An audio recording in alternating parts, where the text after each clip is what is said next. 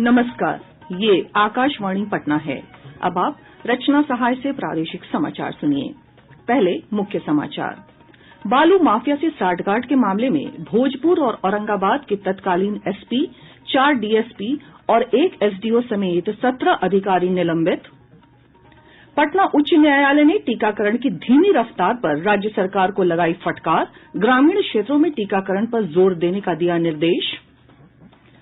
केंद्रीय गृह राज्य मंत्री नित्यानंद राय ने कहा, पिछले 3 वर्षों में बिहार में नक्सली हमला में कमी आई है और नेपाल के जल ग्रहण क्षेत्रों में हो रही बारिश के कारण उत्तर बिहार में फिर बाढ़ का खतरा गहराया।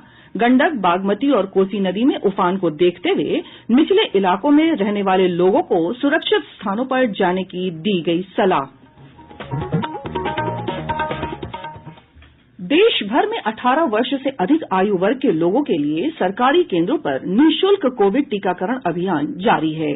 युवाओं से आग्रह है कि कोविड से बचाव का टीका अवश्य लगवाएं और अन्य लोगों को भी इसके लिए प्रोत्साहित करें। जब तक आवश्यक न हो, घर से बाहर न निकलें और 3 सरल उपायों का पालन करें। मास्क लगाएं, 2 गज की सुरक्षित दूरी बनाए रखें, हाथ और मुंह साफ रखें। साथ ही कोविड से संबंधित जानकारी प्राप्त करने और मार्गदर्शन के लिए लोग राष्ट्रीय हेल्पलाइन नंबर 1075 पर संपर्क कर सकते हैं। बिहार सरकार के हेल्पलाइन नंबर 104 पर भी जानकारी प्राप्त की जा सकती है। अब समाचार विस्तार से। राज्य सरकार ने बालू के अवैध खनन मामले में भोजपुर और औरंगाबाद जिले के तत्कालीन एसपी, 4 डीएसपी और 1 एसडीओ समेत 17 पुलिस और प्रशासनिक अधिकारियों को निलंबित कर दिया है। निलंबित किए गए अधिकारियों में खनन विभाग के सहायक निदेशक संजय कुमार समेत 5 खनन पदाधिकारी शामिल हैं। 2 की सेवा सहकारिता विभाग को वापस करते हुए उन्हें निलंबित किए जाने की अनुशंसा की गई है। गृह विभाग के अनुसार निलंबित अधिकारियों में औरंगाबाद के तत्कालीन एसपी सुधीर कुमार पोरिका और भोजपुर के तत्कालीन एसपी राकेश दुबे, डेहरी के एसडीओ सुनील कुमार सिंह के साथ 4 एसडीपीओ, 3 अंचलाधिकारी, 5 खनन पदाधिकारी और 1 मोटरयान निरीक्षक शामिल हैं। निलंबित अधिकारियों को आर्थिक अपराध इकाई की जांच रिपोर्ट के आधार पर पहले ही पद से हटा दिया गया था। इसके अलावा बिहटा के सीओ विजय कुमार सिंह और बिक्रम के सीओ वकील प्रसाद सिंह की सेवा उनके पैतृक विभाग सहकारिता विभाग और योजना विकास विभाग में वापस कर दी गई है। गृह विभाग ने दोनों एसपी पर बालू के अवैध उत्खनन, भंडारण और परिवहन में अपने दायित्वों का निर्वहन नहीं करने, इसमें संलग्न लोगों को मदद पहुंचाने, अवैध उत्खनन तथा परिवहन में संलिप्त रहने, अपने अधीनस्थ पदाधिकारियों पर प्रभावी नियंत्रण नहीं रखने का आरोप लगाया है। दोनों एसपी समेत सभी पदाधिकारियों को निलंबन अवधि में सिर्फ जीवन निर्वाह भत्ता मिलेगा। इन सभी अधिकारियों को निलंबन अवधि में सक्षम पदाधिकारी के आदेश के बिना मुख्यालय नहीं छोड़ने का भी निर्देश दिया गया है। अधिकारियों पर विभागीय कार्रवाई भी चलाई जाएगी। पटना उच्च न्यायालय ने बिहार में कोरोना टीकाकरण की धीमी रफ्तार पर राज्य सरकार को कड़ी फटकार लगाई है। न्यायालय ने राज्य सरकार से पूछा है कि टीकाकरण की रफ्तार क्यों नहीं बढ़ सकती है। मुख्य न्यायाधीश संजय करोल और न्यायाधीश एस कुमार की खंडपीठ ने एक याचिका पर सुनवाई करते हुए कहा कि टीकाकरण में सिर्फ शहरी लोगों के आंकड़े क्यों रखे गए हैं, ग्रामीणों के टीकाकरण का आंकड़ा क्यों नहीं रखा गया है। पीठ ने आंकड़ों को अस्पष्ट बताते हुए ग्रामीण क्षेत्रों में टीकाकरण पर जोर देने का निर्देश भी दिया है। केंद्र सरकार ने कहा है कि देश में कोविड महामारी की दूसरी लहर के दौरान संक्रमित लोगों की दैनिक संख्या में लगातार कमी आ रही है। नई दिल्ली में जानकारी देते हुए स्वास्थ्य और परिवार कल्याण मंत्रालय में संयुक्त सचिव लव अग्रवाल ने कहा कि हालांकि दैनिक संक्रमित लोगों की संख्या में कमी आई है, लेकिन अभी सतर्कता बरतने की आवश्यकता है। देश में अप्रॉक्सीमेटली 29,689 केसेस पिछले 24 घंटे में रिपोर्ट हुए हैं। वीकली एवरेज केसेस घटते घटते कंटिन्यूस बेसिस पर करीब 38,090 केसेस ऑन एन एवरेज पिछले एक हफ्ते में नोट किए गए हैं। तो यह कंसिस्टेंट डिक्लाइन है, लेकिन जैसे शुरू के कुछ हफ्तों में एक शार्प डिक्लाइन नोट किया गया था, अब पिछले 2-3 हफ्तों से रेट ऑफ डिक्लाइन में कुछ कमी भी नोट की गई है, which remains an area of concern, जिसके लिए हम स्टेट से डिस्कशन करते हुए कैसे केसेस को कंट्रोल करना है बातचीत कर रहे हैं। नीति आयोग के सदस्य डॉक्टर वीके पॉल ने कहा कि वैक्सीन लगवा चुके सशस्त्र सेनाओं के स्वास्थ्य कार्यकर्ताओं को लेकर एक अध्ययन किया गया है। This study has been conducted by our Armed Forces Medical College जो है उनकी टीम ने करा है और 15 लाख आर्म फोर्सेस के डॉक्टर्स और फ्रंटलाइन वर्कर्स जिनको हम काउंट करते हैं उनके ऊपर ये स्टडी हुई है और ये कोविशील्ड वैक्सीन मिला उनको और ये दर्शाया गया कि 93% रिडक्शन इन इन्फेक्शन हुआ जिनको वैक्सीन मिला और ये सेकेंड वेव के दौरान की प्रोटेक्शन की बात है which is driven by delta variant. और अगर हम मोर्टेलिटी रिडक्शन देखें तो 98% मोर्टेलिटी जो है वो प्रोटेक्ट हो जाती है। प्रदेश में कोरोना के सक्रिय मामलों की संख्या 500 से कम हो गई है। 27 जिलों में पिछले 24 घंटों के दौरान 10 से भी कम संक्रमित मिले हैं, जबकि 10 जिलों में एक भी संक्रमित की पुष्टि नहीं हुई है। वहीं राज्य में अब तक 2,30,87,472 लोगों को कोविड से बचाव के टीके दिए गए हैं, जबकि देश में 44,19 लाख से अधिक लाभार्थियों को टीका दिया जा चुका है। लखनऊ के किंग्स जॉर्ज चिकित्सा विश्वविद्यालय के डॉक्टर एसएन कुरीन ने कहा कि यदि देश के 1/3 युवाओं का टीकाकरण हो जाए तो कोरोना की तीसरी लहर को रोका जा सकता है। जो हमारी एडल्ट पॉपुलेशन है उसका अगर हम 70% भी वैक्सीनेट कर ले गए दिसंबर से पहले तो कोरोना की तीसरी लहर को डेफिनेटली रोका जाता। और यही नहीं, वैक्सीनेशन लेने के बाद भी जो बच्चों को घर पे कोविड अप्रोप्रिएट बिहेवियर की ट्रेनिंग देनी पड़ेगी। कुछ दिनों में ही जल्दी बच्चों के लिए सुरक्षित वैक्सीन भी आ जाएगी और तब सारे बच्चों को वैक्सीनेट करना ही एक अच्छा विकल्प होगा।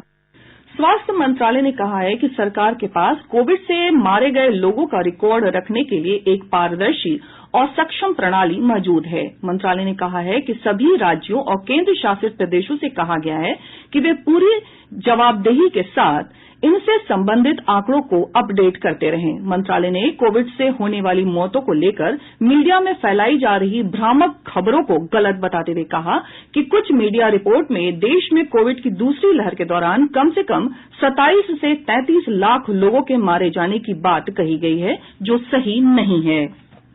कोविड महामारी के दौरान प्रधानमंत्री गरीब कल्याण अन्न योजना के तहत 600 लाख टन से अधिक खाद्यान्न आवंटित किया गया है।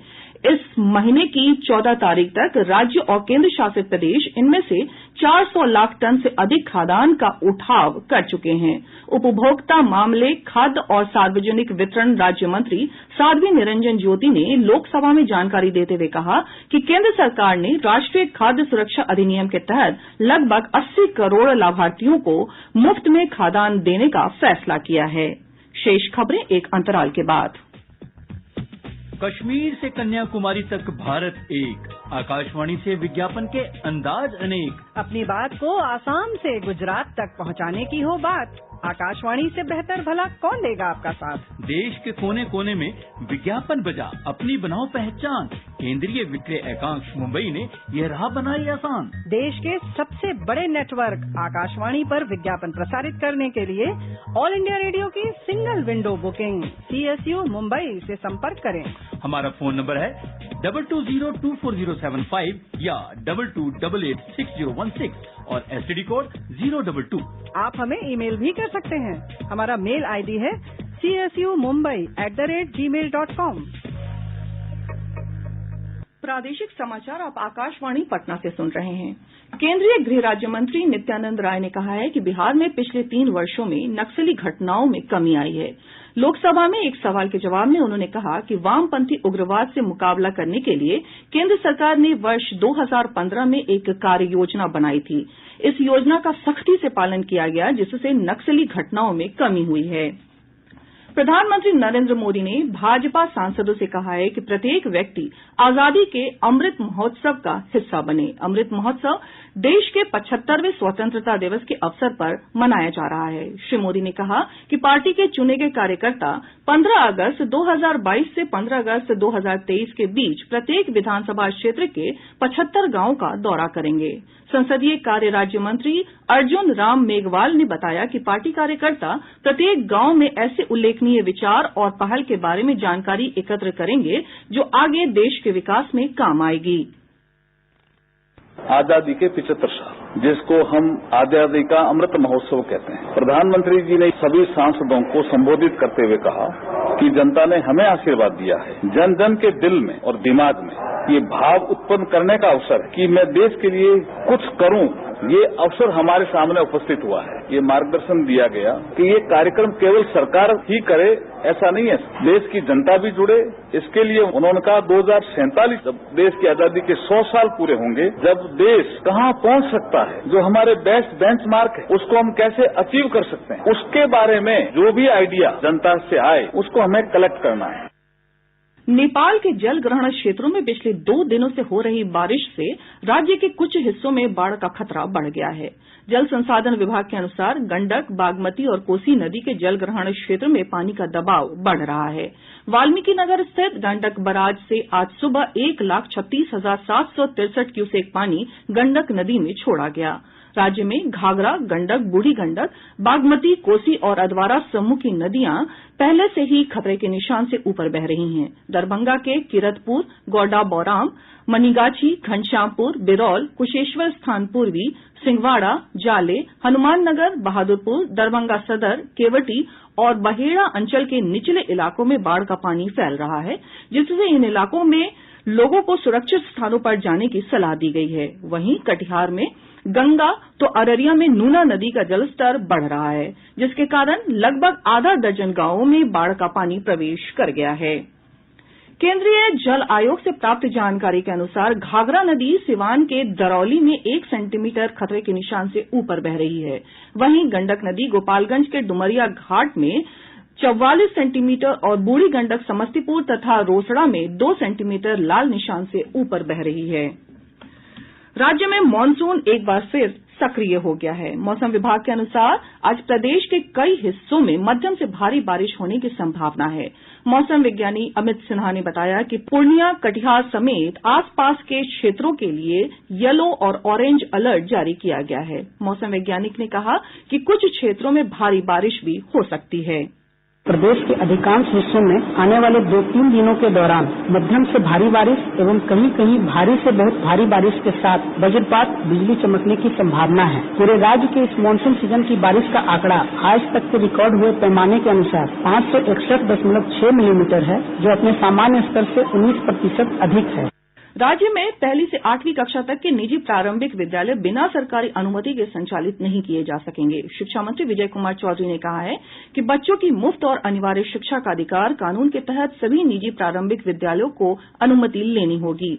मंत्री ने कहा कि जिला स्तर पर गठित 3 स्तरीय समिति की ओर से निर्धारित मापदंड के तहत अनुमति दी जाएगी। उन्होंने कहा कि अनुमति लेने की प्रक्रिया को सुविधाजनक और सुगम बनाने के उद्देश्य से कुछ दिनों पहले ई-संबंधन पोर्टल भी लॉन्च किया गया है, जिस पर विद्यालय अपने कागजात डीईओ के माध्यम से 30 सितंबर तक ऑनलाइन अपलोड करेंगे। श्री चौधरी ने कहा कि अधिकारियों को निर्देश दिया गया है कि 31 दिसंबर से पूर्व सभी निजी प्रारंभिक विद्यालयों को अनुमति संबंधी क्यूआर कोड का प्रमाण पत्र निर्गत करें। शिक्षा मंत्री ने कहा कि पूर्व से प्राप्त लंबित आवेदनों के संदर्भ में अनुमति संबंधी कोई ऑफलाइन कार्रवाई नहीं की जाएगी।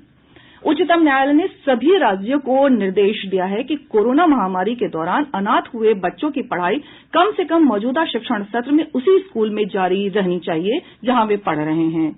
पटना जिले में परसा बाजार थाने में तैनात सब इंस्पेक्टर उमेश मिश्रा को शराब पीने के आरोप में निलंबित कर दिया है।